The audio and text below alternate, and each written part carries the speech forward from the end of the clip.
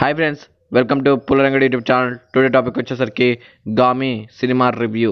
అసలు మూవీలోకి వెళ్తే అసలుకి మన సుసేన్ అన్నయ్యకు దీన్ని తీయనికి ఆ డైరెక్టర్కు 7 ఏళ్ళు సమయం ఎందుకు పట్టిందా అనిపిస్తుంది అనమాట. కథలోకి వెళ్తే మన సేన్ అన్నయ్య ఒక అగోరా గ్రూప్లో జాయిన్ అవుతారనమాట.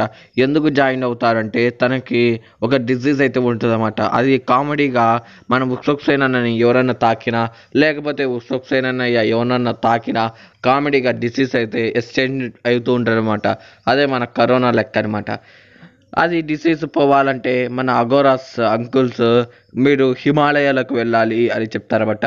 వెంటనే తట్టా బుట్ట సర్దుకొని మన హిమాలయాలకు అయితే జర్నీ అయితే చేస్తూ ఉంటారన్నమాట. ఆ జర్నీలో మన హీరోయిన్ పప్ప కూడా మన సేన్ అన్నయ్యతో జాయిన్ అవి ఇద్దరు వెళ్తూ ఉంటారనమాట.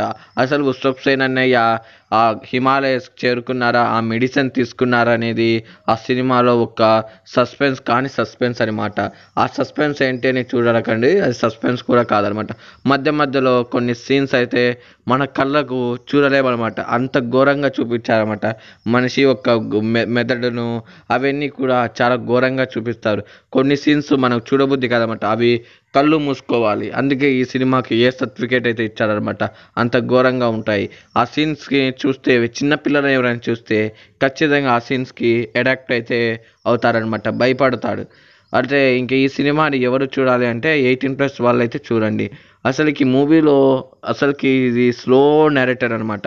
అసలు మూవీ ఎంత స్లోగా నెరేట్ చేశారంటే ఆ డైరెక్టర్ అన్నయ్యాకే అర్థం కావాలన్నమాట. ఓవరాల్గా నేను ఇచ్చే రేటింగ్ దీనికి 3కి 5 అనమాట. ఏంట్రా 3కి 5 ఇస్తున్నావు అంటే అదే నా స్టైలు. ఇక ఈ వీడియోని లైక్ అండ్ సబ్స్క్రైబ్.